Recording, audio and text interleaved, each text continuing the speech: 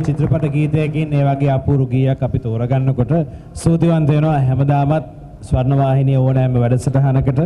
ඕනෑම වෙලාවක එන ඒ ආදරණීය ශිල්පිනිය ඒ වගේම පුතුණුවන්. නමුත් මම හිතන්නේ මේ වෙලාවේදී රටක් වටින ඔබෙන් මට අහන්න හිතෙන්නේ